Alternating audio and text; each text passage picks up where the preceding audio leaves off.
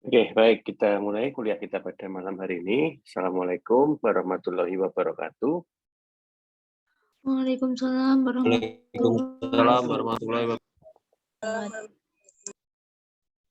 Alhamdulillah, pada malam hari ini kita bisa ketemu seperti biasa untuk melanjutkan materi kuliah kita di manajemen biaya.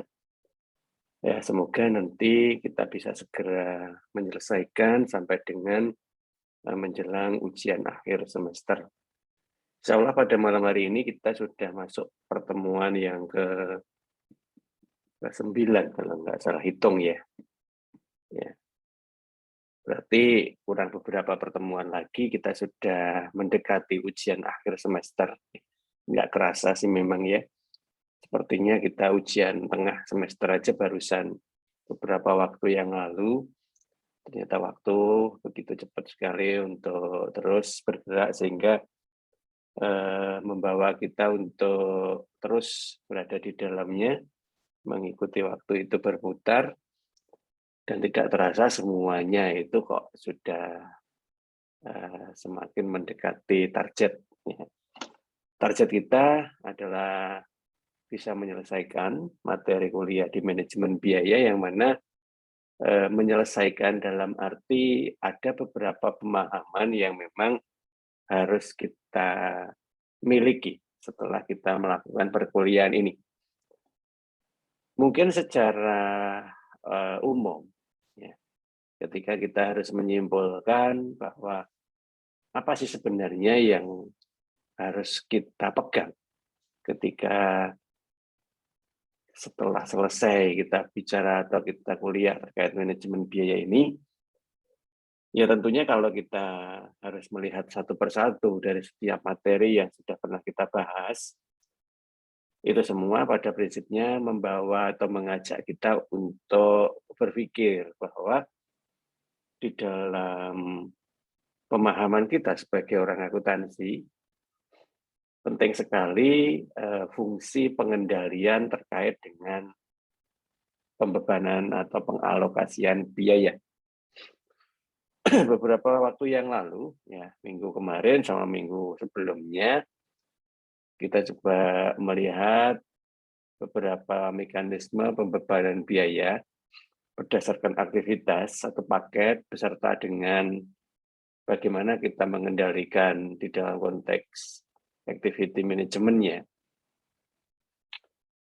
Dan beberapa waktu sebelumnya juga sudah pernah kita bahas terkait dengan beberapa konsep-konsep terkait dengan biaya tradisional, kemudian konsep-konsep ketika kita bicara analisis impas, ya, cost volume profit kemarin, dan beberapa konteks dasar teoritis yang ada di dalam manajemen biaya itu sendiri.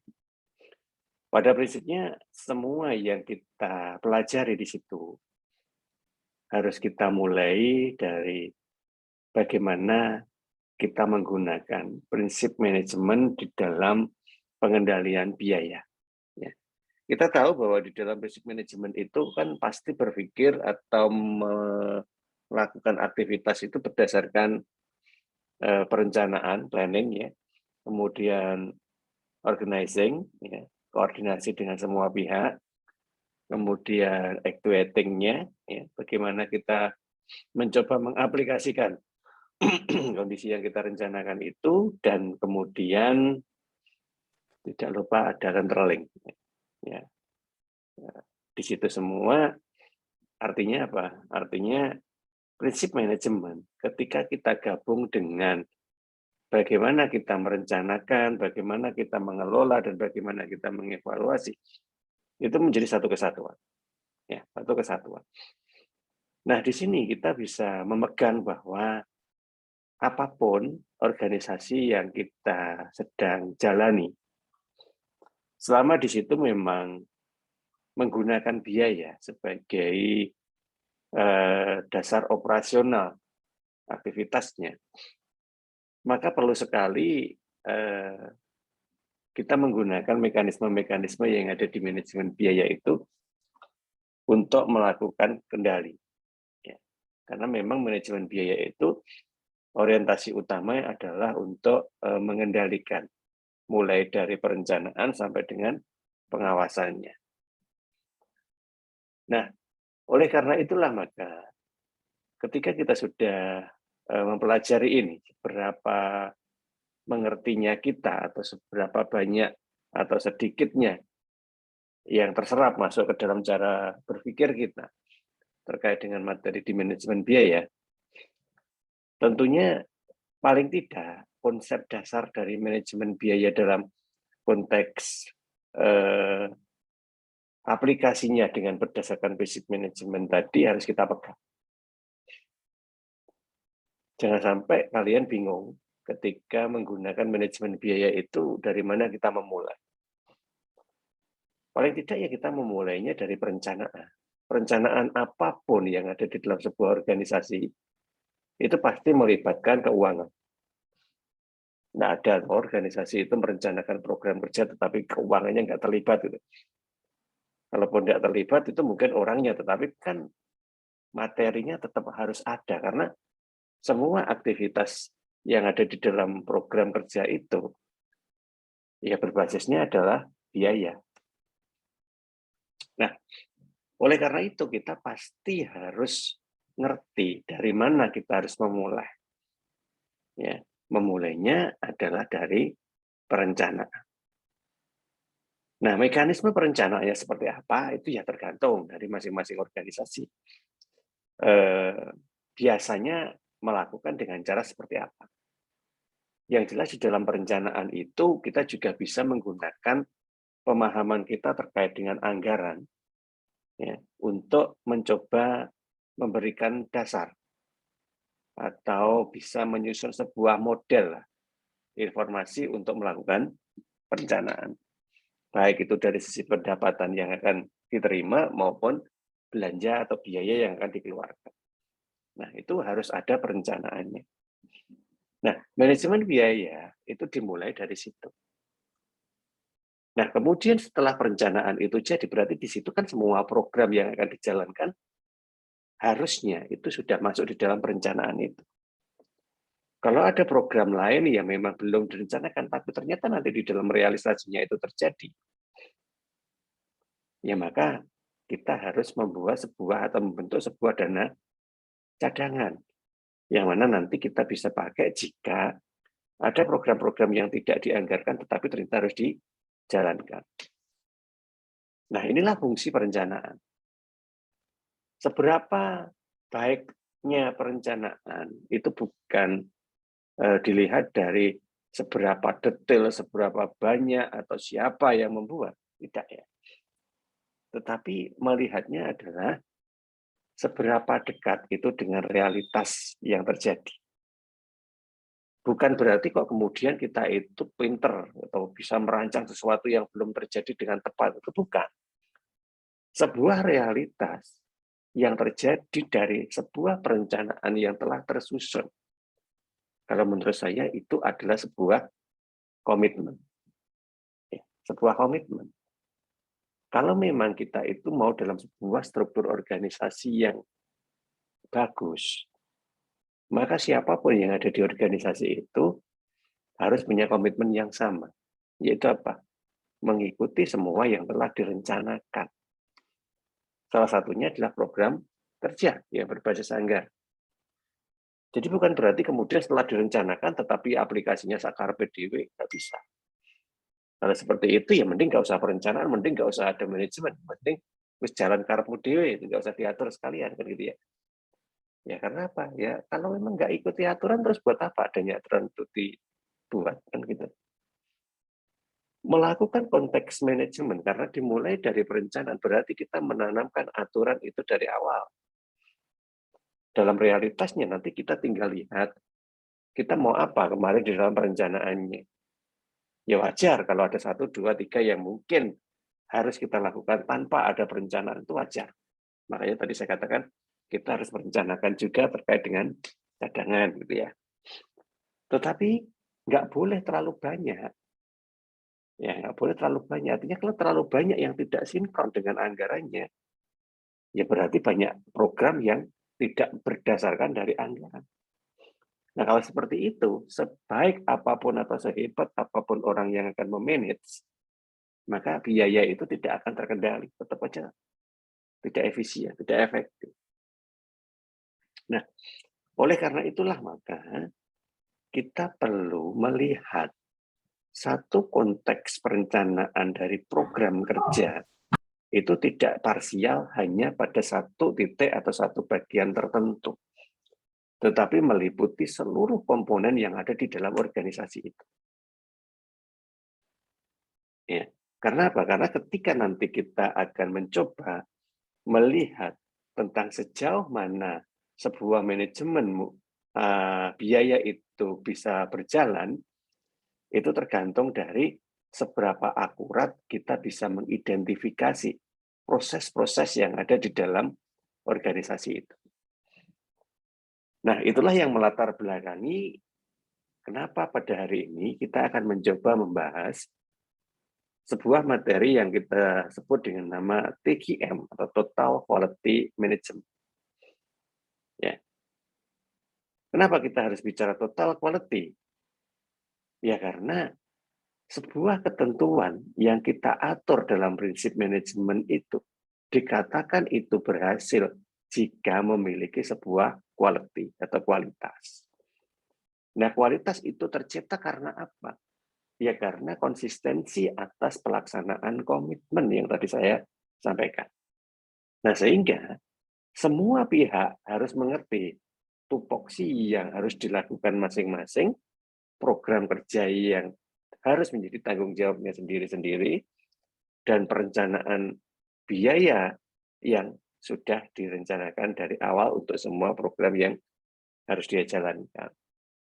Nah, kalau semuanya itu sudah bisa difahami, maka dari sini kita nanti akan mencoba membangun suatu mekanisme yang bisa menyatukan semua komponen pekerjaan di dalam struktur organisasi itu menjadi satu rangkaian pertanggungjawaban atas penggunaan biayanya.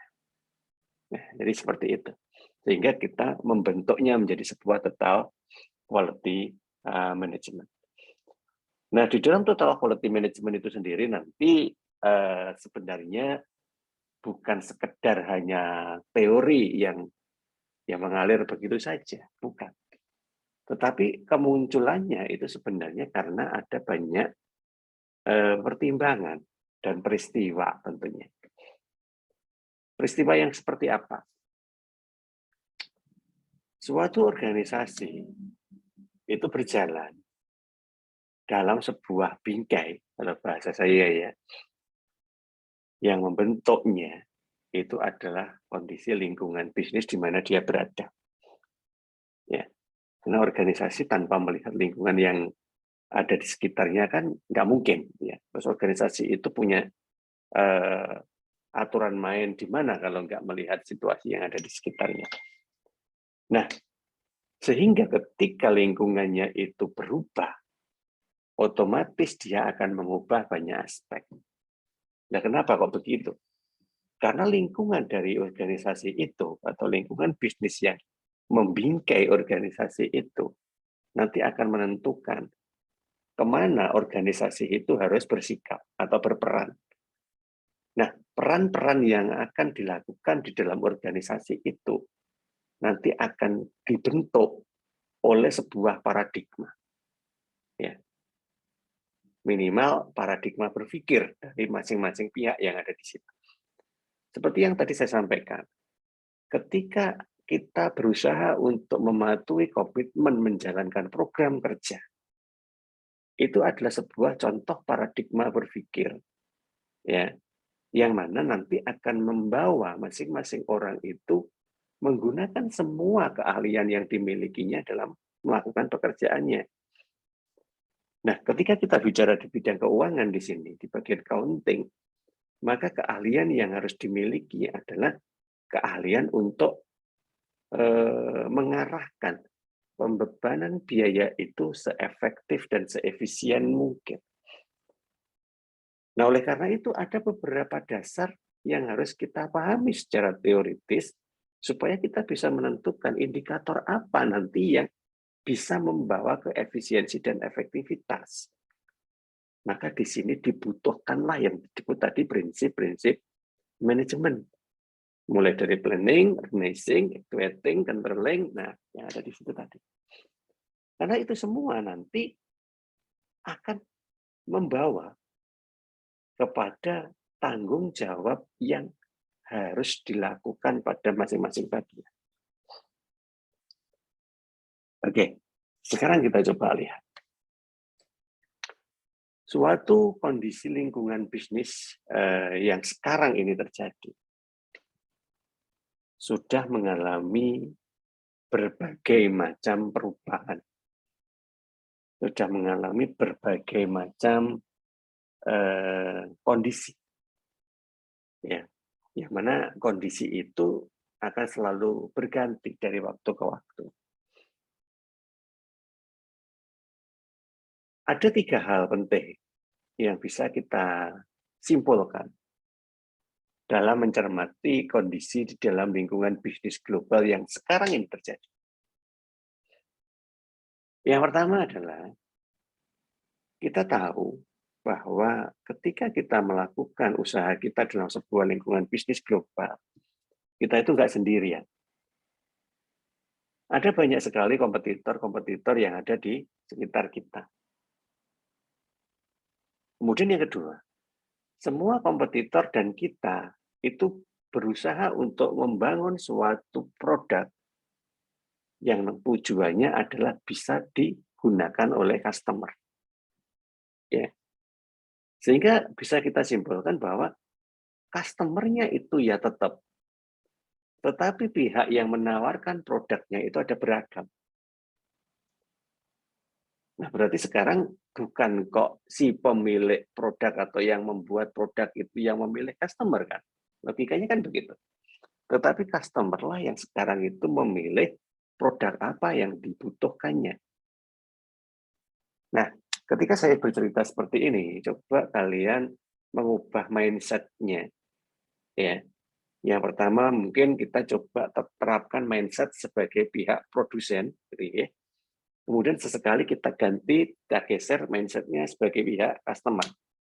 Nah, seperti yang saya ceritakan tadi, produsen dan customer. Sekarang customer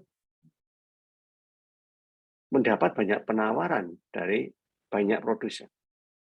Sehingga logikanya bukan produsen memilih customer-nya, tetapi customer lah yang memilih produsen yang dia butuhkan. Nah, artinya apa? Customer itu sudah mampu untuk menentukan manakah yang dia butuhkan, apalagi yang dia inginkan. Nah, beda ya. Artinya adalah customer take charge. Nah, kalau kita itu tidak berorientasi pada customer, berarti kan kita tidak bisa memahami apa yang diinginkan oleh customer. Padahal di satu sisi, lingkungan bisnis kita itu membawa customer itu untuk memilih produsennya. Ya karena intensifnya sebuah persaingan yang ada di lingkungan bisnis ini. Sehingga semua produsen itu berkompetisi untuk menjual produknya. Kita juga tidak bisa mengkondisikan customer. Yang bisa kita lakukan hanya mencoba sedekat mungkin dengan apa yang dibutuhkan oleh customer. Nah, oleh karena itu, banyak sekali perubahan-perubahan dalam paradigma berpikir yang harus kita lakukan. Ya karena apa? Ya karena kita tidak lagi bisa memaksakan apa yang kita bisa untuk dibeli oleh customer. Kalau kita tetap melakukan seperti itu, berarti kita tidak mampu mengikuti pergerakan atau perubahan di dalam lingkungan bisnis ini. Nah, yang bisa kita lakukan adalah menjadikan organisasi kita itu menjadi organisasi yang fleksibel berdasarkan dari kebutuhan customer. Karena bagaimanapun juga customer itu yang akan menentukan apakah kita masih layak untuk bersaing atau tidak. Nah, oleh karena itulah ada beberapa strategi yang harus kita miliki supaya customer itu masih menganggap bahwa kita itu penting dalam sebuah pemilihan produk. Nah, strategi-strategi macam apa nanti akan kita coba bahas. Ya. Karena ini sudah bagian dari paradigma. Nah, selain itu juga kita tahu bahwa yang namanya customer itu kan suatu kelompok masyarakat yang memang menginginkan banyak barang yang mana tetap dipengaruhi oleh ini daya beli dan kemampuan untuk mengakses barang tersebut. Nah, oleh karena itu untuk menghindari sebuah kejenuhan yang ada di customer itu sendiri, maka terus dilakukan penyegaran terhadap produk. Ya, sehingga muncullah paradigma continuous improvement. Jadi kita tidak boleh puas ketika produk itu sudah bisa diterima oleh pasar. Nah, ketika produk itu sudah diterima oleh pasar, maka kita berpikir bagaimana caranya produk itu nanti bisa terus diterima oleh pasar pada posisi terjadi penurunan daya beli. Nah, itu kita sebut dengan nama continuous improvement. Nah, semua hal itu kan menuntut perubahan di dalam semua pihak yang ada di organisasi itu. Jika organisasional sistemnya itu harus mampu berubah sebelum muncul perubahan yang nyata. Change become changing. Artinya pada saat kita itu sudah bisa untuk membawa produk itu sesuai dengan persepsi customer, bukan berarti itu selesai. Kita harus tahu bahwa the next perception of the customer itu nanti menginginkan sesuatu seperti apa. Sehingga banyak sekali hal-hal yang memang harus kita gali. Dan kita tidak boleh tidur, kita tidak boleh diam. Kenapa? Karena di luar sana, kompetitor kita itu tidak tidur. Ya. Mereka terus bergerak. Kalau di satu sisi mereka terus bergerak, tapi kita itu sudah keenaan tidur, ya kan? Tahu-tahu kita sudah ketinggalan nanti. Bangun-bangun kita sudah jauh. Nah, mau ngejar lagi itu butuh waktu, butuh biaya, butuh strategi. Sehingga ketika kita mau bicara terkait dengan pengendalian biaya, manajemen biaya, itu jadi sia-sia. Kenapa? Karena manajemen biaya itu hanya bisa kita kendalikan manakala kita terus aktif dalam sebuah proses mengikuti dari kebutuhan di lingkungan bisnis global. Tidak ada suatu alokasi biaya untuk mengejar ketertinggalan, gitu ya. Tidak ada. Kita berasumsi bahwa kita itu berjalan bersama. Nah, oleh karena itulah maka kita membutuhkan sebuah prinsip yang disebut dengan nama Total Quality Management. Nah, itu adalah era yang saat ini terjadi. Walaupun era yang kita bahas hari ini merupakan era-era yang ya sudah merupakan pergantian dari berbagai zaman quality management dari zaman dulu itu ya. Ya, just to know aja deh. Ya. Yang mana saat ini memang kita itu sudah tidak lagi bisa menganggap bahwa kita itu pasti dicari oleh customer. Sebaliknya malahan ya, kita yang mencari customer. Karena yang menentukan kita itu bermanfaat, bernilai, atau kompetitif atau tidaknya, yaitu dari customer. Nah, oleh karena itulah maka orientasi dasar yang kita akan gunakan ya di dalam zaman quality seperti ini, maka kita akan menggunakan konsep yang namanya value based strategy. Jadi kita harus menciptakan suatu nilai terkait dengan keberadaan kita, bukan berdasarkan dari rutinitas pekerjaan yang kita lakukan. Tidak. Kalau kita hanya menjalani rutinitas saja, ya sudah seperti itu tadi. Tiba-tiba kita sadar bahwa kita itu sudah tertinggal. Ya. Kenapa? Karena bisa jadi teman-teman kita yang lain itu tidak hanya sekedar menjalani rutinitas. Dia sudah menggunakan banyak strategi sehingga ada suatu rutinitas yang terlompati oleh mereka dan tiba-tiba mereka sudah jauh. berada di depan kita. Nah, kalau mereka pakai strategi seperti itu dan kita itu hanya menjalani rutinitas normal, ya maka kita pasti akan tertinggal. Nah, oleh karena itulah maka kita membangun sebuah strategi. Kalau mereka itu bekerja berdasarkan strategi, maka kita juga harus bekerja berdasarkan strategi. Sehingga strateginya nanti akan kita kompetitifkan.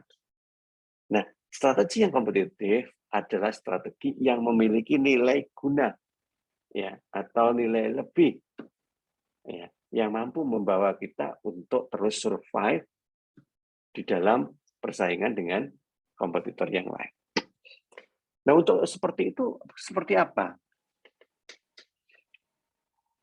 Strategi yang paling mendasar yang akan kita lakukan, ya, adalah menanamkan suatu pemahaman kepada semua pihak karyawan dan semua pihak yang ada di manajemen.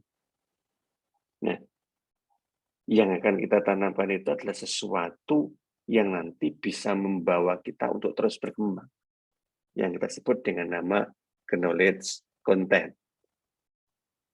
Kalau zaman dulu karyawan itu dipilih hanya karena dia itu rajin, telaten, terus kemudian jujur, amanah, seperti itu ya.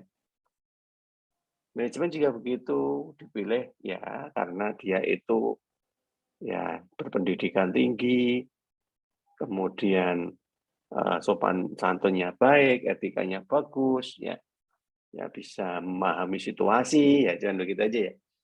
Tapi untuk saat ini konten seperti itu belum cukup.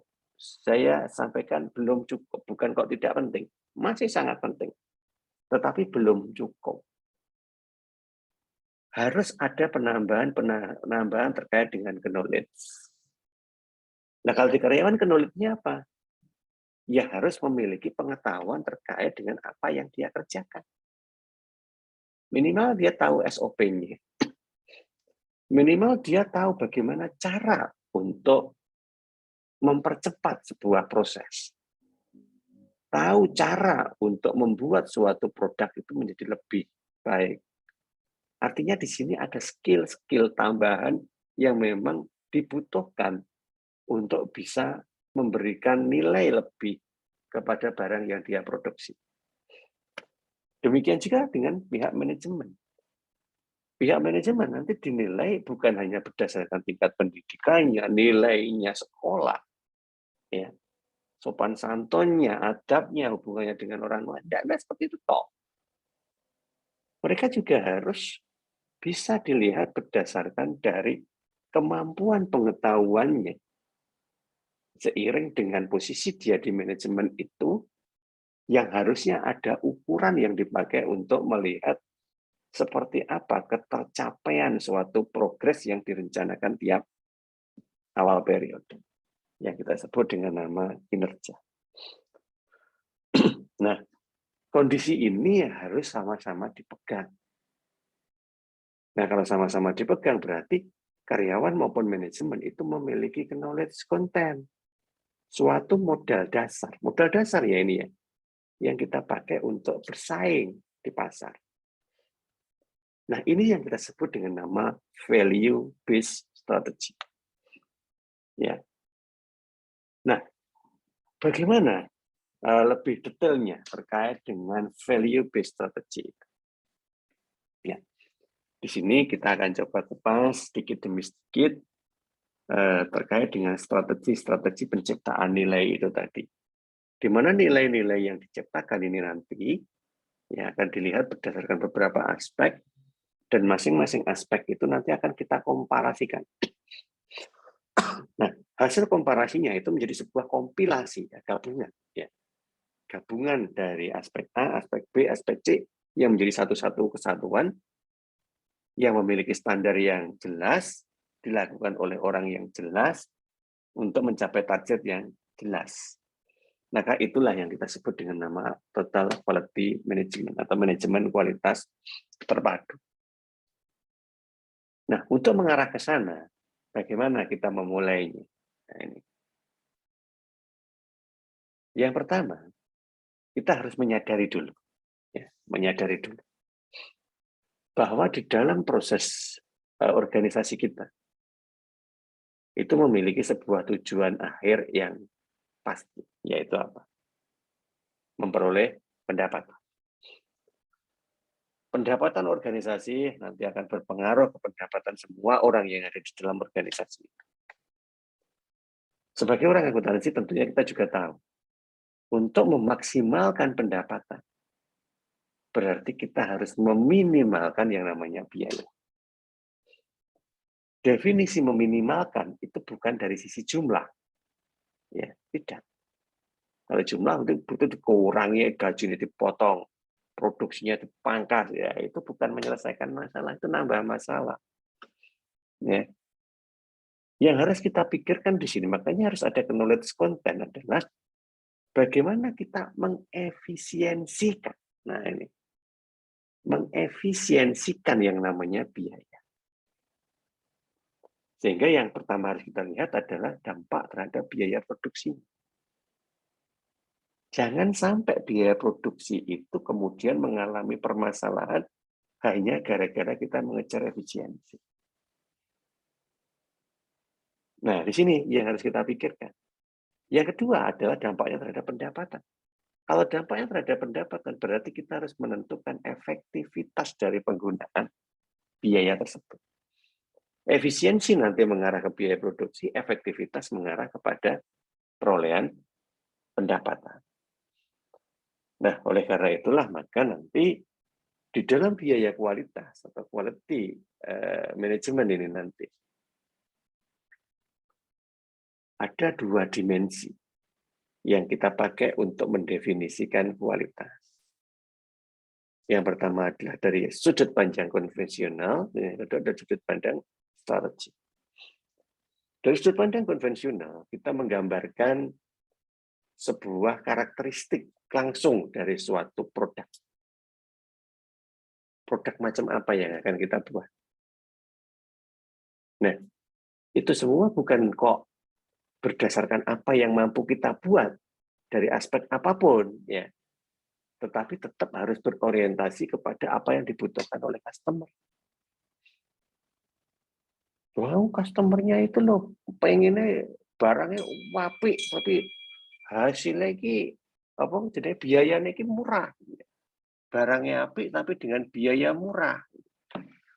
Ya nggak masalah, ya. Yang penting nanti kita tepat membidik segmentasi dari customer-nya. Jangan sampai salah membidik customer. Ya. Nah, sehingga dari definisi itu, karakteristik dari produknya harus jelas sesuai dengan di mana kita akan menjual kepada customer atau tingkat segmentasi. Kemudian yang kedua adalah definisi strategi, ya, yang menyatakan bahwa kualitas adalah segala sesuatu yang mampu memenuhi keinginan atau kebutuhan pelanggan. Nah, di sini tadi, kalau dari sudut pandang konvensional hanya mengatakan bagaimana kita itu mampu menggambarkan kualitas dari produk, tetapi tetap kualitas dari produk itu harus kita tinjau dari sebuah strategi yang tepat, sehingga tidak sampai kualitasnya itu turun atau kita mengorbankan kualitas hanya gara-gara hanya mengejar efisiensi biaya itu. Sehingga perlu diterapkan sebuah strategi yang jelas supaya kita bisa mereduksi yang namanya biaya, tapi dengan menghasilkan kualitas yang tetap, ya. Sehingga ukuran dari keberhasilan kualitas itu nanti bisa bersaing di pasar adalah berdasarkan sejauh mana pelanggan itu puas terkait dengan produk yang kita jual di pasar tersebut. Biasanya kan kita sering mengukur kepuasan, apalagi yang penjualan online nih ya. Dasar untuk bisa survive-nya sebuah lapak jual beli online itu dari penilaian yang dilakukan masyarakat customer ya, maksudnya terkait dengan layanan, terkait dengan produk yang dijual, harga, dan seterusnya. Nah, oleh karena itulah maka nanti ada beberapa jenis strategi. Ya. yang bisa kita pakai untuk membangun efisiensi di dalam sebuah organisasi. Nah, ketika kita bicara terkait dengan efisiensi ini, maka salah satu cara yang kita bisa lakukan untuk menciptakan efisiensi adalah membangun sebuah standar. Ya. Nah, standar apapun, mulai dari standar pengelolaan keuangannya, standar proses produksinya, standar penggunaan biayanya, standar pelayanannya, ya kan? Nah, supaya standarisasi itu dimiliki, biasanya kita melibatkan sebuah lembaga. Lembaga yang mampu menstandarisasi suatu hal yang ada di dalam sebuah proses. Maka kita mengenal ada sebuah lembaga yang mampu menerbitkan ISO. Nah, disinilah standar itu mulai kita coba bangun. Jadi ketika kita membuat standar itu tidak sekedar kita susun secara internal, kita terapkan sendiri, kita pegang sendiri sebagai komitmen, tidak. Percuma kita melakukan itu, karena apa? Kita nggak bisa menjual standar itu nanti ke pasar. Customer juga nggak akan ngerti, karena nggak ada suatu, apa ya istilahnya ya, suatu kode atau suatu istilah atau suatu hal yang mewakili dari keberadaan standar itu atau simbol gitu ya. Beda cerita kalau misalkan kita menggait sebuah lembaga ISO. Ya. ISO itu ada banyak ya, tergantung aktivitas apa yang mau kita ISO kan. Nah, di dalam ISO ini salah satu dari kualitas yang nanti akan kita munculkan itu akan tersertifikasi. Nah, dengan adanya sertifikasi dari kualitas, ya, misalkan ISO 20001, nah misalkan seperti itu. Berarti kan ada satu kualitas khusus yang memang kita sudah standarisasi secara internasional. Siapapun orangnya yang memahami terkait dengan kualitas produk, ketika dia sudah membaca bahwa di dalam produsen produk itu sudah menjalankan ISO, berarti sudah tidak diragukan lagi terkait dengan satu kualitas tertentu dari produk tersebut. Nah, di situ. Nah, sehingga itu kita bisa jual ke pasar. Ya, kita sudah mempunyai sertifikat ISO ini, ISO ini, ISO ini, misalkan. Artinya sudah terstandarisasi internasional untuk proses ini. Jika semua proses itu nanti berhubungan dengan produk atau barang atau jasa itu ya, maka nanti di sini sama-sama mampu memberikan nilai tambah terkait dengan penjualan barang atau jasa itu. Juga termasuk software, ya, perangkat lunak. Karena apa? Ketika jenis barang inilah yang memang paling sering dijual belikan di pasar. Nah, oleh karena itu, kita bisa menyimpulkan pemahaman kita bahwa manajemen kualitas ya itu adalah suatu cara untuk meningkatkan performance secara terus-menerus pada setiap level operasi atau proses. Di setiap era fungsional dari suatu organisasi dengan menggunakan semua sumber daya manusia dan modal yang ada. Continuous improvement, kata kunci. Ya, performance secara terus-menerus. Jadi, seperti yang tadi awal saya katakan, tidak boleh kemudian kita merasa berhasil, kemudian kita tidur. Gitu ya. Hanya ini harus payu. Tidak boleh seperti itu. Ya kalau kita sendirian, tidak ada yang lain, mungkin kita seperti itu nggak apa-apa. Karena kita dibutuhkan. Ya. Anggaplah kita mampu menguasai hajat hidup orang banyak, membuat pasar monopoli gitu ya. Ya silakan. Tapi kan semua tahu siapa yang bisa membuat pasar monopoli. Sedangkan kita kalau berada pada sebuah pasar yang umum-umum saja, nggak mungkin kita mampu membangun sebuah pasar monopoli. Yang ada justru pasar oligopoli, gitu kan. Artinya apa?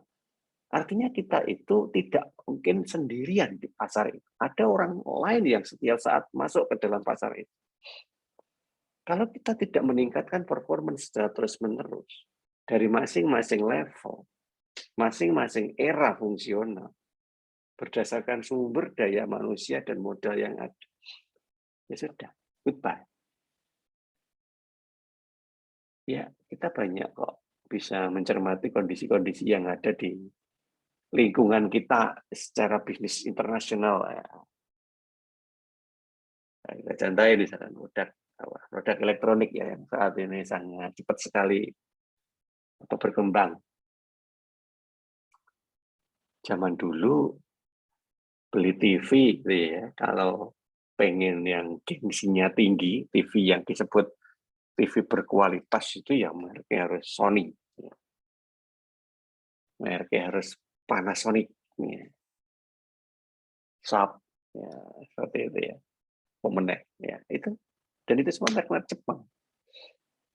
Iya, produsen elektronik asal Jepang itu memegang kualitas pada saat itu, di era itu. Nah, yang terjadi apa? Karena dia sudah merasa di atas angin, ya artinya orang itu nanti kalau beli TV yang bermerek ya pasti akan lari ke sana. Ya santai aja, dia membangun sebuah produk, ya santai aja. Wong yang seperti itu aja kemarin masih laku, ya buat aja lagi seperti itu. Ngapain harus berpikir riset, ngapain harus berpikir pengembangan. Sehingga kita bisa lihat, selama bertahun-tahun zaman dulu yang namanya TV, itu ya stuck seperti itu, tok yang namanya TV. Paling dulu hitam putih, sekarang ganti berwarna, cuman gitu tak aja. Bentuknya ya sama, ukuran-ukurannya ya sama. Nah, selama bertahun-tahun. Nah, revolusi terjadi ketika produsen-produsen Asia yang lain ya, Jepang kan juga Asia, itu mulai muncul. Dulu orang masih berpikir bahwa yang namanya elektronik itu ya Jepang sebagai simbol dari kualitas. Selain Jepang itu ya Cina. Sehingga orang sudah membangun mindset bahwa produk Cina itu adalah produk murahan, gampang rusak, ya kualitasnya buruk. Nah, sudah, iya kan? Termasuk juga handphone misalkan. Sama. Handphone yang bagus itu apa? Ya produknya Finlandia, Nokia. Ya udah, kalau orang pegang Nokia ya hebat. Produknya Amerika, BlackBerry. Nah, orang ada pegang BlackBerry, wah itu simbol kesuksesan, simbol kelas atas. Akhirnya mereka ya enjoy aja kan produsennya. Oh, mau buat model kayak apapun, mau nggak ada inovasi, ya mau tetap dibeli. Nah, ngapain harus berpikir mengeluarkan biaya tambahan kalau harus membuat inovasi baru? Nyatanya yang lama aja masih beli. Yang tidak disangka-sangka dinyana-nyana, akhirnya yang tadi kita sebut Cina, itu adalah kelas murahan, kelas kualitas jelek. Ya. Ternyata dia membuat strategi yang lain untuk produk. Yo ben, dia ngomong nih kualitasnya murahan. Yo ben, menjual dengan harga murah. Yo ben, yang mindset itu tidak dilawan. Cina nggak pernah melawan itu. Biar aja, itu biar mengalir, biar kepegang di mindset orang. Kita mempengaruhi cara berpikir customer itu tidak dengan mengkontradiksi dari apa yang sudah dipegang oleh customer. Tetapi kita menyisipkan hal baru yang nanti harapannya hal baru itu mampu mereduksi semua cara berpikir di pola lamanya. Yo brand kualitasnya dianggap elek, yo brand harganya dianggap murahan, yo brand gengsinya dianggap kelas bawah, enggak apa-apa. Yang penting kita selalu berinovasi. Nah, itu itu yang diciptakan oleh Cina. Jepang belum mengeluarkan TV yang bisa ini apa namanya smart. Nah, Korea yang notabene juga masih bagian dari Cina gitu ya untuk penyamaan persepsi produk sudah membuat smart TV. Nah, smart TV itu berarti sebuah teknologi baru yang belum dimiliki oleh TV-TV yang dari Jepang.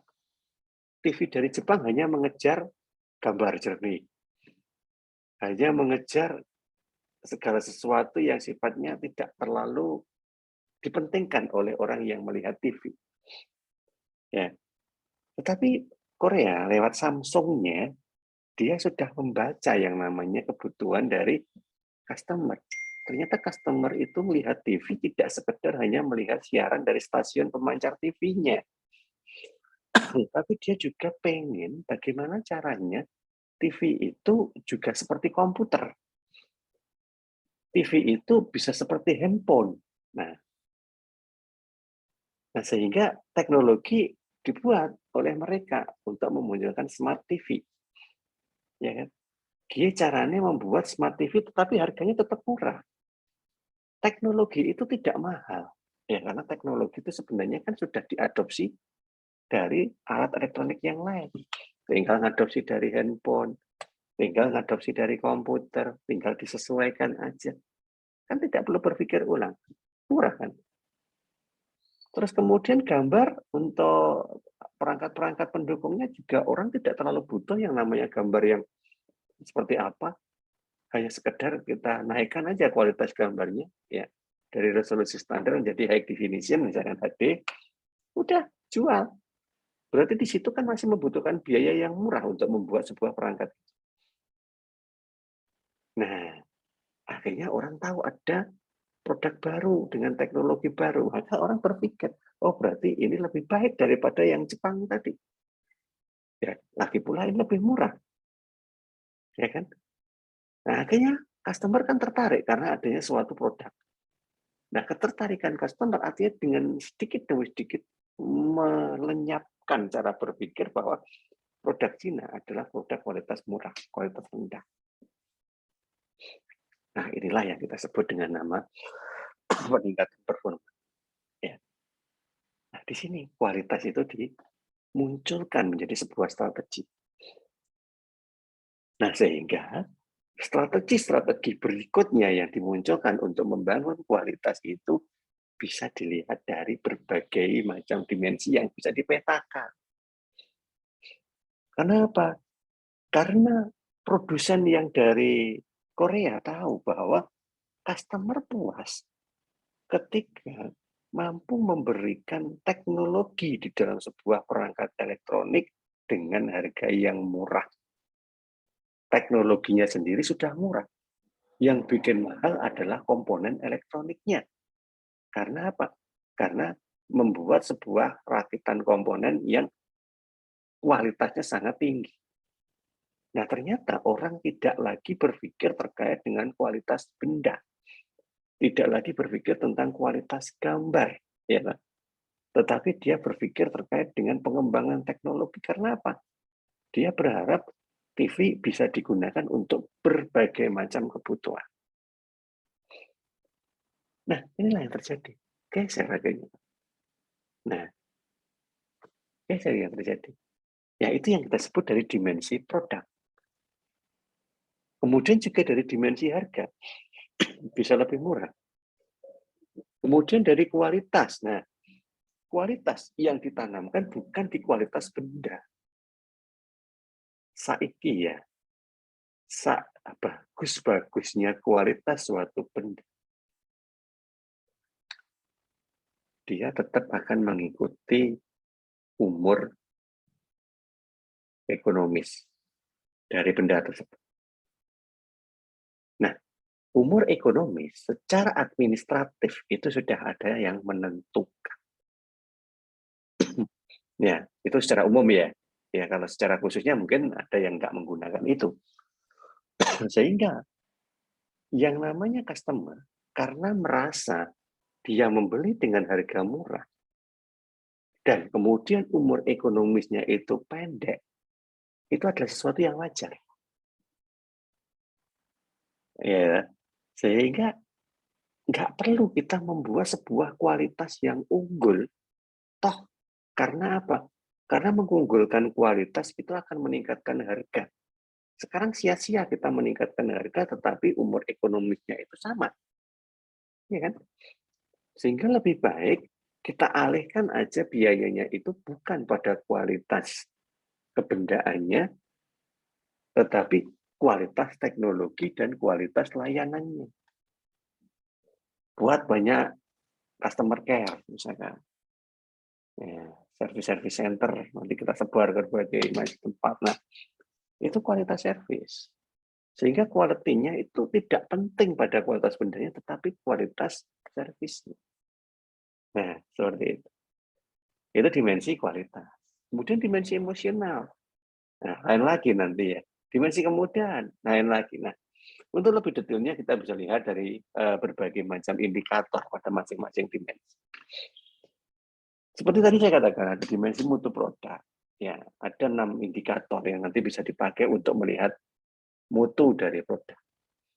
Yang pertama performance. Bagaimana itu bisa digunakan lebih baik daripada yang sebelumnya. Jelas, karena sebelumnya itu hanya TV tabung, kemudian jadi punya smart TV, ya. Nah, siapapun yang ngerti teknologi, seperti tidak perlu diperdebatkan lagi kan.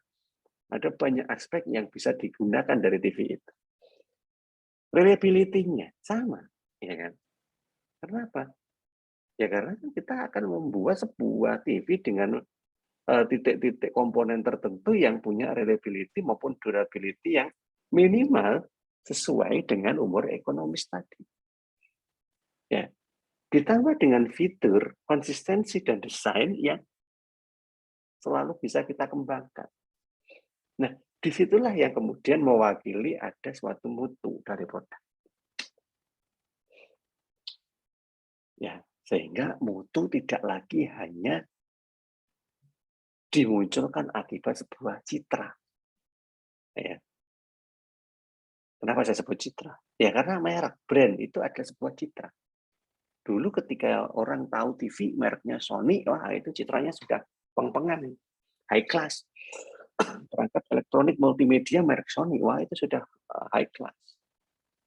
Tetapi Sony membuat mutu itu di aspek-aspek yang saat ini tidak dipentingkan oleh yang membutuhkan, yang customer. Sehingga TV-TV yang lain yang bisa memenuhi seperti Samsung, ya, LG, ya. Nah itu semuanya muncul di permukaan. Karena apa? Customer saat ini menginginkan inovasi dari TV itu pada sebuah mutu yang arahnya ke arah. Dan itu terlambat disadari oleh pemilik-pemilik brand-brand terkenal. Karena dia sedang kadung nyaman berjualan, berlindung di balik brandnya tadi. Ya, itu dimensi mutu produk. Kemudian dimensi dari mutu secara prinsip, secara umum. Karena kita hanya tidak berpikir mutu produk tok ya, juga mutu service tadi ya. Reliability sama, jelas. Reliable, artinya apa? Artinya dari waktu ke waktu, semua yang dilakukan itu secara konsistensi itu terjadi. Jadi tidak kok angin-anginan ya. Wah, awal diperhatikan banget, tapi kalau sudah lama malah tidak diperhatikan, oh bukan. Standarisasi pelayanannya sama. Siapapun yang memegang produk itu sama. Nah, termasuk responsiveness-nya. Ya. Cepat atau lambat. Ya, dia merespon segala macam keluhan misalkan atau pengaduan. Ya. Semakin cepat dia merespon, maka semakin orang itu tertarik karena merasa nyaman. Karena kalau ada apa-apa tetap terkawal, tetap terbantu. Ya, termasuk ketika memberikan jaminan, assurance. Mau ngasih jaminan secara waktu atau jaminan secara apa? Nah, tergantung strateginya. Rata-rata kan jaminannya waktu. Garansi 1 tahun untuk semua produk ganti baru jika ada masalah. 5 tahun untuk suku cadang, dan seterusnya. Ada asuransi. Sehingga orang merasa tenang, merasa nyaman kalau ada apa-apa. Selama itu bukan kesalahan dari penggunaan, maka itu ada asuransi. Dan yang keempat ada empati. Ya, customer care itu adalah bagian dari empati. Kalau ada apa-apa, coba komunikasi dengan customer care. Minimal ada solusi sederhana dulu. Atau kalau solusi yang lebih detailnya lagi nanti bawa ke service center, misalkan seperti itu. Nah, proses yang diberikan untuk memperhatikan dari sisi mutu pelayanan itu sudah meningkatkan suatu citra, ya, yang nanti bisa mengalahkan kekurangan-kekurangan dari produk yang dijual. Termaafkan semua itu ya kekurangan-kekurangannya. Nah, kemudian dari dimensi emosional, seperti apa? Mungkin kita bisa memberikan estetik. Ya, kalau produk, ya mungkin estetik dari produknya. Karena kita kadang beli produk itu kan juga melihat bentuk. Kemudian self-expressive value, cerminan dari ini ya, nilai yang ada pada benda itu sendiri. Nilai dari benda itu bukan dilihat dari barangnya, tetapi dari fungsinya. Ya kan? Orang saat ini itu menilai suatu benda itu lebih dari fungsi, bukan dari barang. Mungkin barang itu secara harga murah, tetapi fungsinya itu sangat mewakili kebutuhan dari si pengguna. Maka itu dianggap memiliki self-expressive value yang lebih tinggi daripada barang mahal, mau makainya itu eman-eman, sering dipakai apa untuk pajangan malahan ya, duan-duan, nah malah nggak ada itu self-expressive value-nya, percuma. Ya. Nah, kemudian yang ketiga adalah brand personality. Nah, brand itu yang ketiga. Memang di dalam dimensi emosional brand itu penting ya tetapannya. Karena siapapun yang melihat brand itu otomatis sudah mewakili quality. Nah, tetapi brand itu nanti bisa ditingkatkan dengan membangun quality dari aspek-aspek yang paling mendasar. Dulu ketika kita melihat merek Samsung, itu mungkin hanya sebelah mata itu, yang lirik aja nggak penuh gitu. Oh, merek Samsung. Nah, orang sudah tidak ada mindset yang positif lah. Ya, ketika melihat merek itu. Sama dengan produsen-produsen handphone, dulu katanya Cina. Oppo, Vivo, Advan, Huawei, apapun lah itu. Tapi beda dengan zaman sekarang. Semuanya itu menjadi sebuah brand yang high class. Ketika mereka sudah mampu menciptakan suatu produk-produk yang premium, flagship istilahnya ya. Ya, produk-produk untuk segmentasi kelas atas. Yang mana itu jelas memiliki sebuah brand personality yang ya siapapun sudah tahu gitu kan. Nah, ketika itu sudah terjadi, maka si tadi merek-merek Jepang terkejar dengan sendirinya. Ketika dia itu tidur, ya kan, karena dia merasa enjoy berada di balik brandnya, ya itu nggak lama kok. Ya nggak lama. Brand-brand baru itu kemudian nanti akan lari kencang dan tiba-tiba sudah berada di dekat. Dan pada saat itu kalau tidak segera ikut lari, ya sudah, pasti akan tertinggal. Saat ini sudah kelihatan. Ya, kondisinya seperti itu. Nah, karena apa? Karena kepandaiannya dalam memetakan pelanggan. Karena pelanggan itu adalah segalanya. The customer is the king. Ya.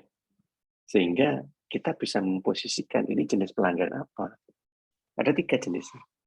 Ada pelanggan internal, pelanggan antara, dan pelanggan eksternal. Pelanggan internal itu adalah pelanggan-pelanggan lama yang sudah loyal. Ya, saya kira Jogo loyalitasnya seperti apa.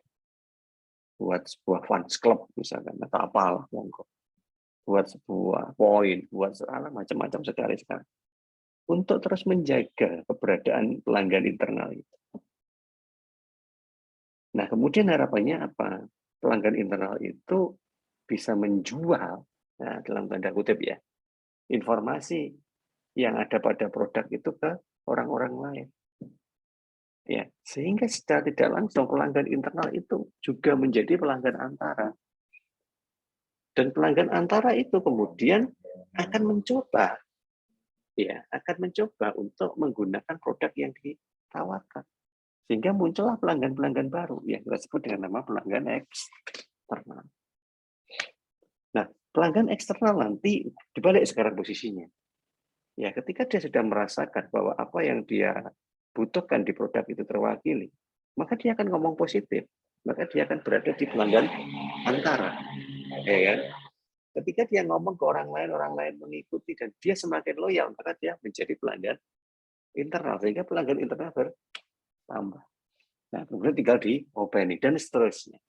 Semakin banyak kita mampu keep pelanggan internal, maka kita sudah tidak bingung lagi untuk menjual produk. Ya, karena produk apapun yang akan kita sampaikan di pasar, belum sampai produknya itu muncul, itu ya hanya baru dari rumor aja sudah ribut itu di pasar. Ya, contohnya iPhone. Ya, contohnya itu aja. Yang kita kenal dengan teknologi ekosistemnya. iPhone menciptakan suatu cara untuk bisa menghubungkan semua produk buatannya itu menjadi satu kesatuan. Nah, itu teknologi lagi yang belum dimiliki oleh atau belum terpikirkan oleh perangkat yang lain. Sehingga nilai jualnya di situ. Sehingga orang beli iPhone satu aja, misalkan handphone gitu ya. Ya mungkin dia merasa akan kurang dan tertarik untuk membeli jenis produk Apple yang lain misalkan.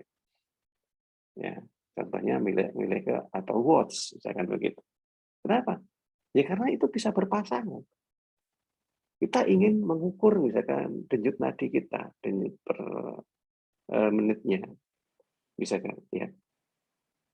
Bisa dengan Apple Watch. Yang mana nanti kita bisa membaca rekaman atau record dari pantauan yang ada di Apple Watch tadi dari iPhone. Nah, seperti itu. Dan seterusnya yang lain banyak sekali. Kaitkan lagi dengan laptopnya, kaitkan dengan TV-nya, dan seterusnya. Nah, itu nanti merupakan suatu mekanisme yang kemudian mampu membentuk yang namanya komunitas. Komunitas pecinta produk Apple. Ya. Fanboy. Nah, seperti itu. Nah, ketika dia sudah menciptakan komunitas yang belum menjual aja, dia sudah ditunggu, sehingga rumornya aja sudah ramai diperbicarakan. Sehingga ketika ada launching suatu produk baru, ya kita lihat aja. Ya, sampai rela antri segala. Nah, seperti itu. Nah, itulah kemampuan untuk mencoba ini masuk ke dalam persepsi pelanggan. Kenapa itu terjadi? Dan bisa dilakukan. Ya karena kita bisa mengetahui faktor-faktor yang mempengaruhi persepsinya. Kebutuhan dan keinginan yang dirasakan. Tadi misalnya ketika ditawari, oh ini bisa terjadi ekosistem. Mungkin awalnya nggak butuh sih. Wong, yo udahlah punya satu kan udah cukup toh. Nggak butuh. Tapi ketika ada orang lain cerita, si pelanggan antara tadi cerita, oh ini loh, kalau punya jam tangan, iWatch, ya nanti jatuh gitu aja ya, kamu jatuh misalkan ya, itu nanti nomor kontak telepon yang kamu setting untuk mendeteksi jatuhnya kamu itu milik orang lain, itu otomatis akan tahu bahwa kamu itu pas waktu pegang itu jatuh. Sehingga orang itu segera bisa menelpon ke kamu, oh, jatuh toh kenapa, sehingga Belum sampai kita itu ngabari orang karena kita jatuh, orang itu sudah tanya dulu ke kita. Karena apa? Karena Apple Watch tadi bisa kirim pesan ke nomor kontak telepon yang kita setting di situ yang mengabarkan kalau kita jatuh pada saat itu. Nah, misalkan seperti itu. Itu nggak misalkan, itu memang beneran. Itu memang beneran. Nah, itu adalah suatu hal yang kemudian menjadi keinginan. Nah, awalnya kan nggak butuh, tetapi malah pengen. Ya. Nah, sekarang kebutuhan itu banyak sekali dikalahkan oleh keinginan. Nah, masalahnya di situ. Sehingga si produsen itu memang sengaja nggak menciptakan kebutuhan. Tidak. Saya nggak akan menciptakan, nggak akan membuat suatu cara kamu itu butuh produk ini. Enggak. Tapi saya akan mencari cara untuk mengubah kebutuhan itu menjadi keinginan. Ya, kenapa kok bisa? Ya karena dia tahu, yang namanya produsen itu tahu apa yang diinginkan oleh pelanggan. Maka ketika keinginan pelanggan itu bisa terpenuhi, maka walaupun dia tidak butuh, dia jadi ingin. Pengalaman masa lalu, pengalaman orang lain, kemudian iklan, nah, itu semua faktor. Nah, dan itu dilakukan semuanya. Nah, sehingga itu semua bisa terjadi karena tadi bisa mengetahui apa yang diinginkan pelanggan, performanya yang sejauh mana, yang nanti bisa dipakai untuk membangun prioritas dan menciptakan sebuah satisfaction atau kepuasan. Nah, ini yang terjadi sekarang. Sehingga kadang kita juga nggak habis pikir, namanya produk Apple, nggak ada yang murah di situ. Ya, mahal semua kalau kita bicara baru. Yang murah ya nanti nunggu teknologinya agak menua. Terus jadi tumpuk teknologi yang lain kan udah agak menua, itu bisa agak turun. Ya tergantung dari tadi segmentasi kelas kita sebagai customer ada di mana.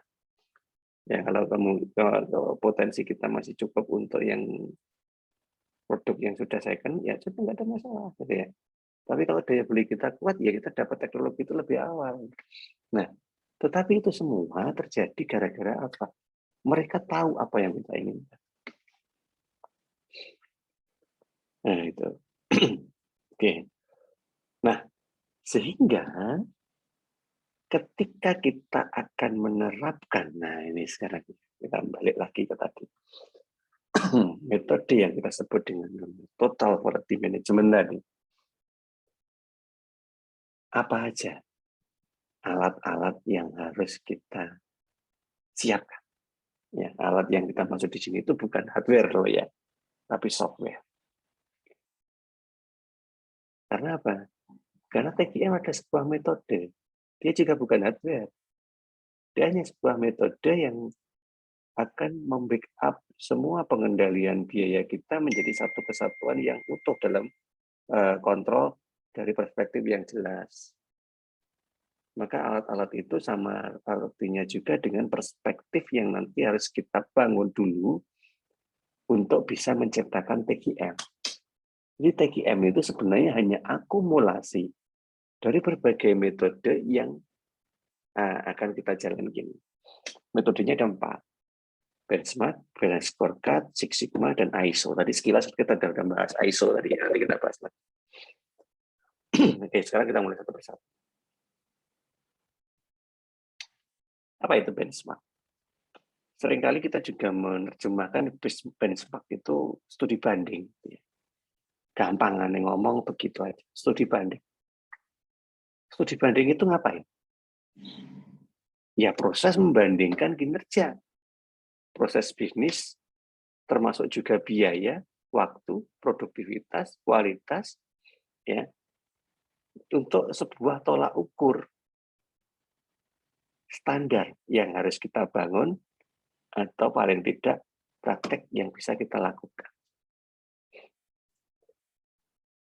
Gampangannya gini aja, kita kan sering tuh, misalkan kita punya organisasi ya. Satu organisasi itu studi banding ke organisasi yang lain. Tentunya yang menjalankan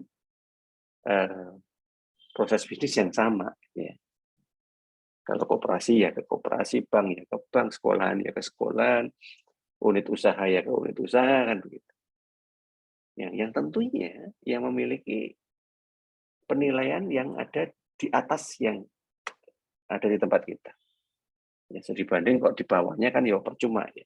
Studi banding kan ke tempat yang lebih baik dari yang kita miliki.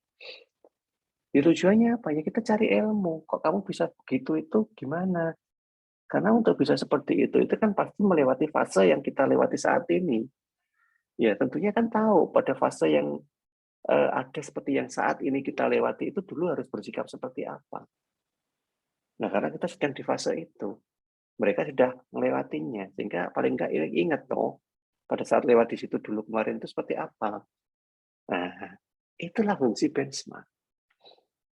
Oh gini loh, kamu harus gini, kamu harus gini, kamu harus gini. Nah seterusnya. Baru kita bawa pulang dan kita pakai untuk ya kalau bisa standar ya standar atau paling tidak kita praktekkan. Nah, untuk bisa membangun sebuah hasil benchmark yang sesuai, berarti kan harus ada cara atau metodologi. Ya, apa itu? Yang pasti masalah. Yang saya sebut dengan fase tadi kan sebuah ini level atau tingkatan berdasarkan masalah yang dihadapi. Nah, masalahnya apa? Kemudian identifikasi dari tempat lain yang pernah punya proses sama yang tadi.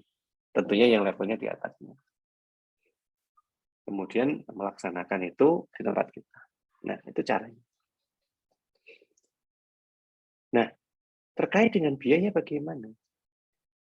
Ya banyak aspek biaya yang lain sih sebenarnya ya. Tetapi untuk benchmark ini sendiri, ada 3 jenis biaya yang mungkin perlu kita siapkan. Yang pertama adalah biaya kunjungannya ya. Ya, karena saat ini kita sudah bisa kunjungan langsung ya. Ya, mungkin biayanya lebih mahal gitu ya. Balik lagi seperti zaman dulu. Waktunya juga begitu lebih lama. Atau mungkin database kalau yang tempat yang kita ajak apa tadi studi banding tadi mau memberikan sebagian database-nya. Nah, misalkan seperti itu. Nah, berarti ada benchmark-nya. Misalkan apa? Oh, di tempat saya itu loh. Untuk komunikasinya itu harus menggunakan media seperti ini. Dan itu di-backup oleh server dengan spesifikasi seperti ini dan orang yang mengoperasionalkan harus punya kemampuan seperti itu. Nah, itu tempatmu ada nggak? Oh, tidak ada. Berarti harus ada pengadaan itu. Iya, siap pengadaan. Berarti kan ada biaya untuk benchmark-nya. Database. Ya. Nah, seperti itu contohnya. Nah, kemudian di dalam benchmark itu sendiri kan kita juga bisa mengelompokkan jenis benchmark apa yang bisa kita lakukan. Ada banyak sekali benchmark. Ya pengennya sih bareng-bareng, tapi kan nggak mungkin. Karena secara apapun, bareng-bareng itu dapatnya juga dangkal gitu ya, di permukaan tok. Mendingan bertahap. Ya, misalkan proses benchmark, finansial benchmark, investor, performance, produk, strategi, fungsional, best in class, operasional. Nah, kita buat prioritas saja. Yang penting dulu mana?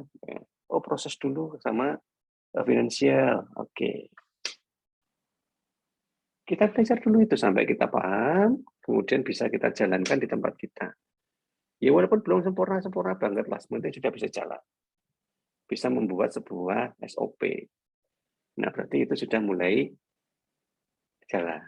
Ganti benchmark yang lain, dan seterusnya. Nah, ini mekanismenya.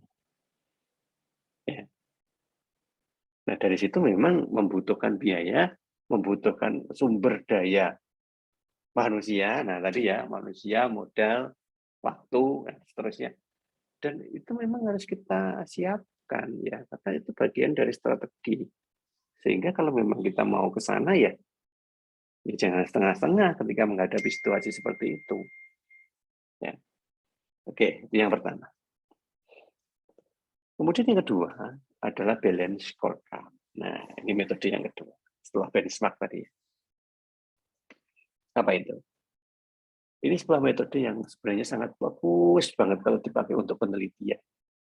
Sayang seribu sayang, jarang sekali ada yang mau mengambil ini karena katanya sulit. Padahal nggak sulit. Hanya karena itu adalah sesuatu yang baru, belum lazim, belum banyak, dianggap sulit. Ya. Padahal kalau kita mau masuk ke dalamnya sebenarnya nggak sulit. Ya. Nah, itu. Coba aja kalau ada yang mau. Apa itu balance scorecard? Ini adalah sebuah mekanisme atau metode untuk menilai kinerja. Ya. Sehingga kita sebut dengan nama alat manajemen kinerja yang strategis. Ya.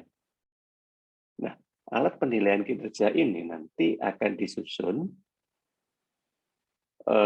oleh semua bagian yang ada di dalam organisasi itu, yang mana masing-masing bagian nanti diberi indikator-indikator yang jelas untuk pengukuran kinerja di masing-masing. Nah, indikator itu tadi, itu disusun bukan sembarangan. Kalau kita mau instan, sebenarnya mudah, karena dari benchmark tadi mungkin jika di tempat yang kita benchmarki itu sudah punya balance scorecard, ya kita tinggal ngambil aja metodenya, kita sesuaikan dengan tempat kita. Apa yang perlu disesuaikan? Visi dan misi yang ada di dalam organisasi kan masing-masing beda. Ya, dari tempat lain kita sesuaikan dengan tempat kita. Kemudian mengkomunikasikan visi itu ke orang-orang yang menjalankan proses. Ya. Kemudian membuat perencanaan terkait dengan alur bisnisnya. Kemudian menyesuaikan setiap alur bisnis dalam sebuah strategi itu berdasarkan realitas-realitas yang terjadi. Karena ketika strategi itu sudah dijalankan, biasanya kan ada adjustment, ada modifikasi, ada improvisasi. Nah, disesuaikan terus. Ya. Disesuaikan terus sehingga nanti akan muncul strategi baru yang lebih baik. Ya. Ini prosesnya. Nah, strategi itu nanti akan kita gunakan untuk membuat indikator-indikator dalam perspektifnya balance scorecard. Ada 4, ya, perspektif balance scorecard itu cuma 4 ini. Yang pertama adalah perspektif keuangan, kemudian yang kedua perspektif pelanggan, perspektif bisnis internal, dan perspektif inovasi dan pembelajaran. Ya. Kalau perspektif keuangan itu biasanya hanya berdasarkan laporan keuangan yang ada, kemudian kita analisis sebagai rasio. Ya, dari rasio yang kita pakai itu nanti kan kita bisa berikan komentar, likuiditasnya kayak apa, profitabilitasnya, aktivitasnya, dan seterusnya. Nah, seperti itu. Sehingga dari sini nanti kita bisa mengevaluasi bahwa titik mana yang perlu diperbaiki. Pelanggan juga begitu. Nanti kita buat ini kuesioner untuk pelanggan, berarti kita sebar ke customer.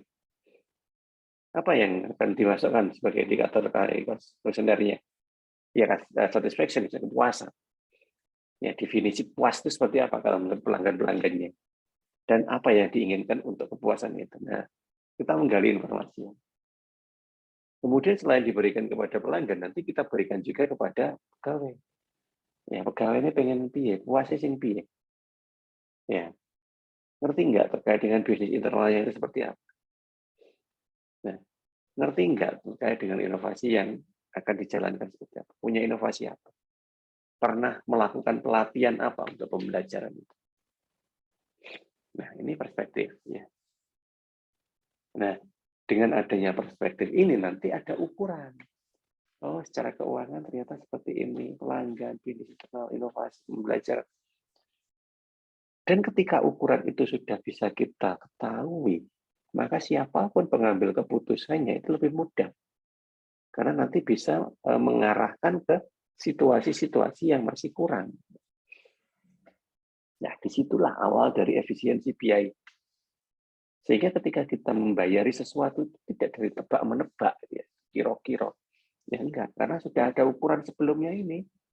Kalau sudah diukur kan jelas, oh sak menil ngono sak piro yang diberikan. Nah, efisiensinya ada di situ. Kemudian metode berikutnya adalah Six Sigma. Six 6 ya. Berarti ada 6 sigma. Sigma itu jumlah. Jadi ada 6 hal jumlahnya yang nanti harus kita gunakan untuk indikator menilai sebuah mekanisme ini. Ya. Prinsip yang digunakan untuk membangun Six Sigma adalah define, ya, jadi didefinisikan dulu apa yang jadi masalahnya, measure, diukur jauh mana masalah itu dan apa artinya, analyze, ya, dianalisis, kemudian seperti apa itu maksudnya, improve, kita sesuaikan dengan apa yang kita miliki dan yang mampu kita lakukan, jalankan, kemudian dikontrol. Ya, tapi jangan lupa siapkan peralatannya. Nah, seperti itu. Atau kalau memang produk lama itu sudah tidak memungkinkan untuk kita lanjutkan, ya kita desain lagi produk baru. Ya, sehingga fokusnya kemana? Pelanggan, masalah, mengeliminasi hal-hal yang tidak perlu dilakukan, membangun partisipasi dari semua pihak, termasuk dari customer tadi. Harus ada partisipasi sehingga ada feedback. Ya, syukur kalau mampu membangun ekosistem. Ya, bangunlah sebuah catering rutin, nah, misalkan gitu. Pelanggan yang bagaimana, yang layak untuk ikut catering. Di situ nanti ada penganugerahan dari berbagai macam capaian. Nah, sudahlah, banyak sekali yang bisa kita munculkan. Nah, itu bagian dari Six Sigma. Tujuannya apa? Tujuannya adalah menurunkan varian, mengurangi selisih antara perencanaan di anggaran tadi dengan pengeluaran real. Ya, itu. Sehingga nanti tidak akan melewati 6 standar deviasi atau 6 sigma, Six Sigma tadi ya. Ya. Jadi nanti kita buatkan standar gitu.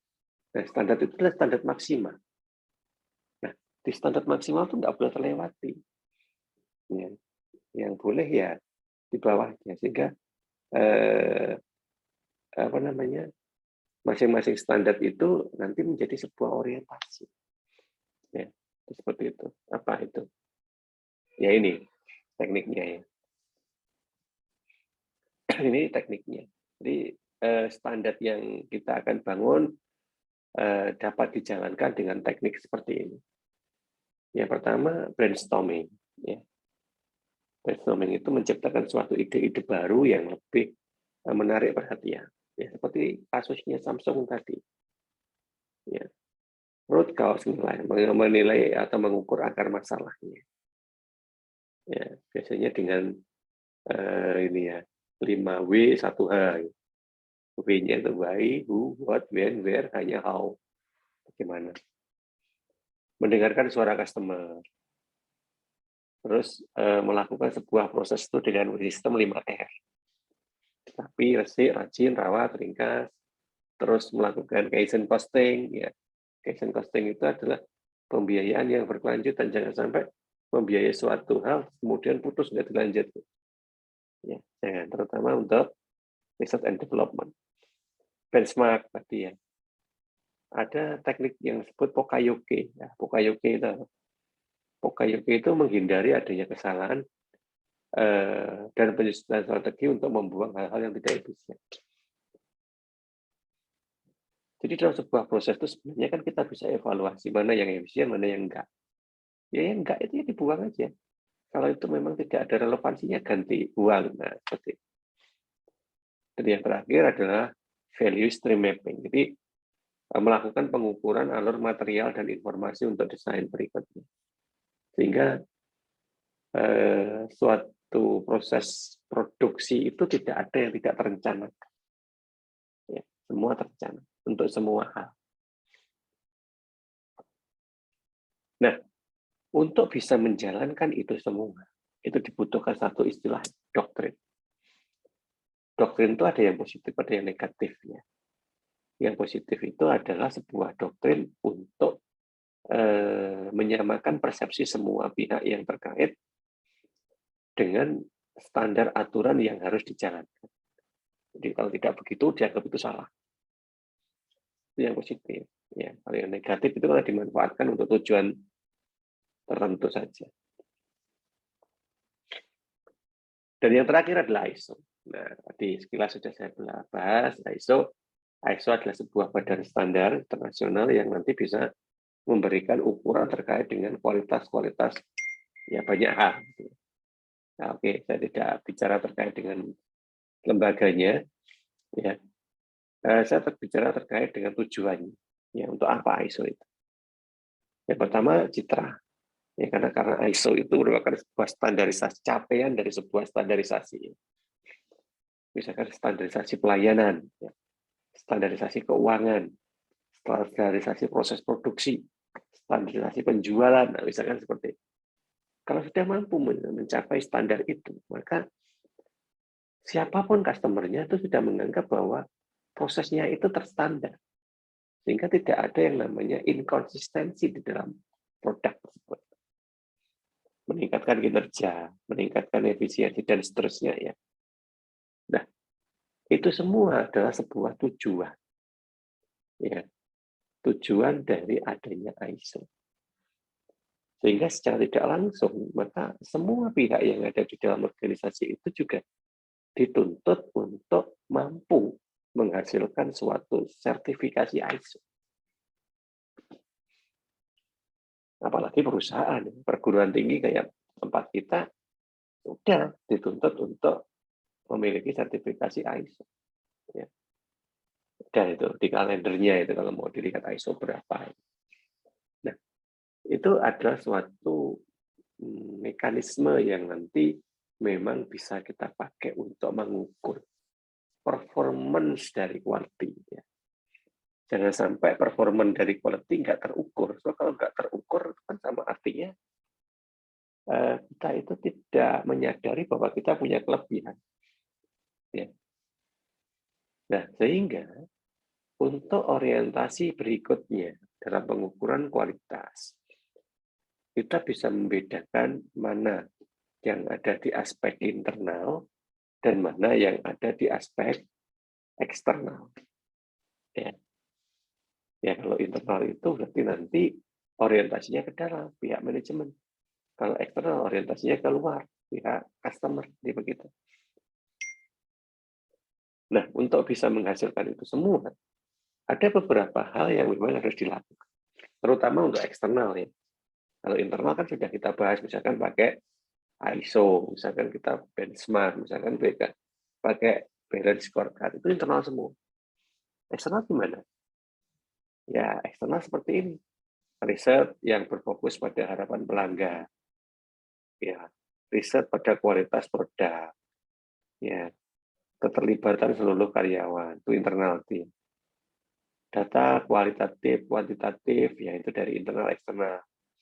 Survei, wawancara eksternal. Riset eksternal. Penghargaan eksternal. Nah, seperti itu. Nah, itu beberapa prinsip dasar yang nanti bisa dipakai untuk mengukur performance. Sehingga atribut yang dipertimbangkan untuk mengukur itu apa? Kualitas produknya, dukungan penjualnya, interaksi dengan pelanggannya, sehingga ada ada 4 dimensi di dalam sebuah proses bisnis itu yang memang sangat penting dan tidak boleh terlewatkan. Yang pertama jelas pelanggan. Bagaimanapun juga yang nomor 1 itu pelanggan. Yang nomor 2 siapa? Investor. Nah, ya kan? Investor. Sudah, kalau nggak ada investor sudah sia-sia semuanya, percuma. Nah, karena apa? Kalau nggak ada investor justru nanti hutang kita yang tambah. Modalnya turun. Ya kan? Nanti jelek analisis rasio likuiditasnya. Pekerja, nah, orientasi yang ketiga. Dan yang keempat adalah masyarakat.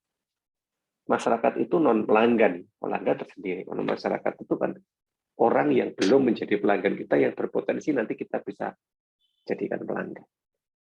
Nah, itu 4 dimensi yang perlu diperhatikan. Ya. Tujuannya apa? Tujuannya adalah menghindari yang namanya beberapa sumber pemborosan ini. Ya. Sebenarnya pemborosan yang terjadi yang menyebabkan biaya itu tidak efisien, itu kan bisa kita lihat. Nah, dari beberapa pengalaman yang ada 7 sumber yang berpotensi menghasilkan pemborosan.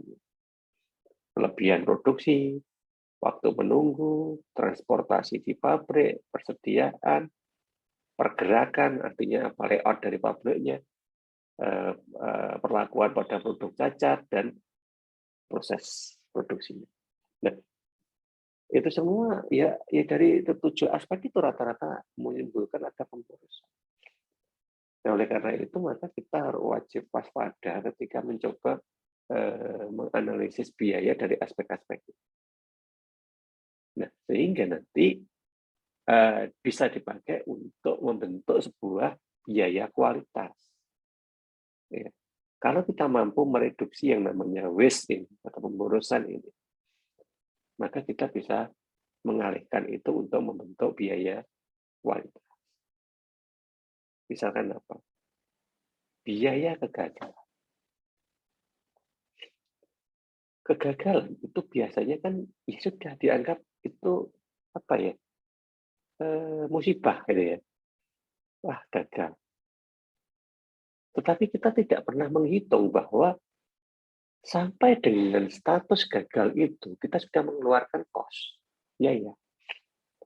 Kita sudah membuat produk, ternyata produk itu nggak laku di pasar. Nah, biaya untuk membuat produk itu minimal BEP-nya itu kan sudah keluar kan. Terus diakui sebagai apa? Kalau itu kita akui sebagai biaya operasional, ya jelas itu akan menurunkan profit. Kenapa? Karena jelas cost-nya naik. Karena masuk sebagai biaya operasional. Coba kita keluarkan aja dari biaya operasional. Nah, sekarang kita masukkan ke biaya apa kalau keluar dari biaya operasional? Masuk ke biaya kualitas. Memang ya kualitas di luar biaya operasional. Ya. Kita bisa masukkannya itu di bukan biaya operasional. Walaupun secara tidak langsung itu juga nanti akan mempengaruhi laba rugi, tapi setidaknya tidak menambah jumlah biaya operasional. Nah, itu buat strategi juga ya untuk menentukan biaya. Nah, oleh karena itu nanti di dalam aplikasinya TQM tadi, Total Quality Management itu ada relevansi juga dengan Total Quality Marketing. Ya, TQM-nya marketing ya, bukan manajemen. Ya, apa yang nanti bisa dijadikan relevansi? Ya karena semua proses yang kita bicarakan tadi paling tidak kan memiliki arah yang sama dengan quality marketing, komitmen, listening to customer, ya, pendekatan tim kerja, fokus pada proses, open organization. Nah, itu kan suatu hal yang memang orientasinya ke arah yang sama dengan apa yang menjadi orientasi manajemen. Nah, sehingga proses berikutnya terkait dengan penggunaan TQM itu bisa mengarah kepada 3 pilar nilai utama ini. Nah, ini ketika kita sudah mulai membahas fungsi TQM itu menjadi agak luas. Tadi kan kita menguraikan isi atau alat-alat di dalam. Respect for the individual. Ya karena kita tadi sudah terbentuk ya. Kalau kita menjalani mekanisme TQM dari awal tadi kan otomatis sudah terbentuk suatu kebiasaan baru. Yang mana kita merasa harus bisa melayani. Walaupun produk yang kita jual itu barang, bukan hanya jasa saja. Respect for the individual. Masing-masing orang itu sudah punya care. Ya. Nah, sehingga ada respect. Customer service itu pasti. Ya, karena kita tahu bahwa berhasil atau tidaknya produk yang kita buat itu ya tergantung customer-nya. Customer-nya itu tidak menginginkan ya sebaik apapun produknya tidak akan berguna. Ya, makanya bagaimana caranya kita bisa membuat pelayanan yang baik pada customer. Dan yang ketiga adalah excellent in all that is done. Ya, melakukan semuanya itu dalam konteks yang terbaik. Ya, semuanya dalam konteks yang terbaik. Nah, ini. Jadi nggak tebang pilih. Kalau sing pelanggan lama itu api, tapi kalau pelanggan baru saya urung kayak api. Nah, itu bukan excellent in all gitu ya namanya ya. Tebang pilih. Nah, ini adalah suatu orientasi. Ya. Sedikit ada contoh. Itu adalah proses TGM yang digunakan oleh sebuah perusahaan Amerika di hardware komputer yaitu IBM. Di IBM itu menganggap TGM itu menjadi sebuah market driven quality, yaitu kualitas yang nanti bisa mengarahkan pasar itu menuju ke arah apa. IBM itu dulu pernah jaya. Seiring dengan munculnya produk-produk komputer baru, IBM tenggelam. Kenapa tenggelam? Ya karena dia tadi sama dengan produk Sony, produk TV-TV Jepang tadi. Dia menikmati kejayaannya di balik brand. Dia sudah merasa brandnya itu tinggi, siapapun pasti butuh dia. Dia sudah tidak lagi berpikir customer. Ternyata ketika orang-orang lain yang membuat produk baru itu lebih memperhatikan customer, ternyata customer tidak lagi loyal. Sehingga loyalitas itu ternyata bukan karena brand, tetapi karena diperhatikan, ada respect. Nah, akhirnya IBM mengubah strateginya. Dia menggunakan TGM itu sebagai market driven quality. Jadi bagaimana dia akan membangun sebuah kualitas yang ada di pasar dengan perangkat-perangkatnya TGM tadi. Mulai dari apa? Mulai dari mengumpulkan data pasar, analisis kompetitif, memilih pasar, tadi ya, menentukan segmen, mengidentifikasi dan menilai kapabilitas, dan mengembangkan strategi untuk produk. Baik barang yang diproduksi maupun jasa-jasanya yang menyertai. Itu sebuah produsen yang sekelas IBM, yang memang dia itu produsen yang sudah high class. Itu aja sudah seperti itu. Ya, sehingga nanti kalau konteks TGM itu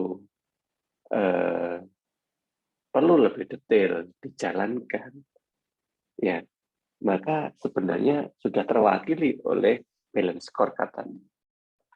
Salah satu di balance scorecard tadi kan melihat dari sisi proses bisnis internal, artinya ke human resource-nya, ke sumber daya manusia. Kemudian melihat juga ke pembelajaran, inovasi dan pembelajaran. Berarti employee-nya itu seperti apa pemberdayaannya? Bagaimana dia itu berikan cara-cara yang lebih baik, lebih efisien untuk bekerja. Ya, ada pelatihan, ada pengembangan, dan seterusnya. Nah, sehingga human resource-nya itu meningkat dari waktu ke waktu. Jadi, jangan pernah berharap kita itu mendapatkan human resource yang sudah langsung siap pakai seperti kita beli mesin. Kalau beli mesin sih, kita tinggal nyebut aja mesinnya mau dipakai untuk apa dengan spesifikasi bagaimana, tinggal buat. Yang buat orang lain, kita datang tinggal gunakan. Tapi kalau human resource, kita berharap seperti itu. Yang datang adalah orang yang membawa masalah, troublemaker. Troublemaker, saat trouble-troublenya gitu ya. Karena apa? Karena dia merasa sudah memiliki konsep yang baku di dalam dirinya, dan belum tentu konsep baku itu aplikatif pada tempat yang dia sedang jalani. Bisa jadi konsep baku itu ditanam dari tempat sebelumnya. Ya oke, tempat sebelumnya memang seperti itu standarisasinya, tetapi ketika dibawa ke tempat baru dengan membawa standarisasi dari tempat lama, itulah awal dari troublemaker. Sehingga lebih baik membentuk suatu human resource baru daripada menunggu sebuah human resource yang sudah jadi. Ya. Nah, endingnya nanti kita bisa sinkronisasi total quality management itu menjadi total quality accounting. Ya. Yang tadi kan total quality marketing, sekarang ke total quality accounting. Ya. Ya. Apa kuncinya di accounting kalau begitu? Yaitu tadi, pertama, kita juga akan menerapkan biaya kualitas di dalam proses penyusunan laporan keuangan. Dan yang kedua, kita terus punya komitmen untuk mengembangkan cara loh ya. Kalau metode kan tidak mungkin dikembangkan. Nggak boleh. Cara-cara yang kita bisa gunakan untuk membuat sebuah informasi atau sistem informasi terkait dengan pengelolaan keuangan. Sehingga nanti ketika siapapun pihak yang ingin mengakses informasi itu dapat menemukan hal-hal yang ingin digunakan dalam mengambil keputusan. Nah, gimana caranya? Nah, disinilah pentingnya kita melakukan continuous prediction program. Ya, di sini kita nanti akan membuat sebuah alokasi biaya-biaya baru untuk proses-proses baru terkait dengan bagaimana kita menghasilkan total quality di accounting, yang mana semua biaya itu nanti kita alokasikan dari biaya quality atau biaya kualitas. Nah, biaya kualitasnya sama dengan di marketing tadi, karena ada potensi kegagalan, ada penilaian, dan ada pencegahan. Sama dengan di accounting. Tetapi biaya ini tidak muncul di dalam biaya operasional. Itu muncul sendiri sebagai biaya kualitas. Nah, sehingga setidaknya itu tidak langsung membebani kepada profit dari perusahaan. Nah, ini kira-kira yang bisa kita bahas terkait dengan TQM, mulai dari awal kali adanya TQM, apa aja yang ada di dalam TQM, dan untuk apa TQM itu digunakan. Oke, jika ada yang mau ditanyakan, monggo, silakan.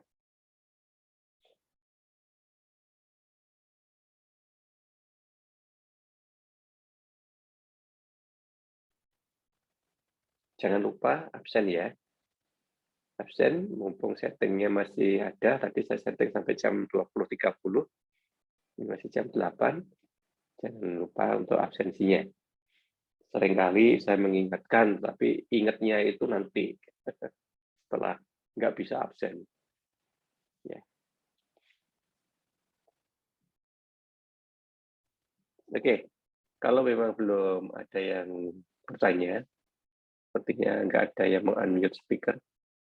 Kok berkurang ya penduduknya? Ini perasaan tadi partisipannya lebih dari 12, ini kok tinggal 12. Nah, ini malah turun lagi 11. Ya, semoga hanya masalah jaringan ya. Semoga tidak karena apa-apa. Ya. Oke, baik. Kalau memang belum ada yang ditanyakan, insya Allah nanti kita lanjut untuk materi berikutnya di minggu yang akan datang, sampai dengan kita menyelesaikan kuliah manajemen biaya kita itu nanti menjelang akhir semester. Semoga bermanfaat atas apa yang kita bahas pada malam hari ini, dan apa yang kita niatkan untuk belajar benar-benar menjadi niat yang bermanfaat, niat yang berguna, baik untuk saat ini maupun di masa yang akan datang. Jika memang belum ada yang ditanyakan, maka kuliah malam hari ini kita cukupkan sampai di sini. Insya Allah kita ketemu lagi di pertemuan yang akan datang. Assalamualaikum warahmatullahi wabarakatuh.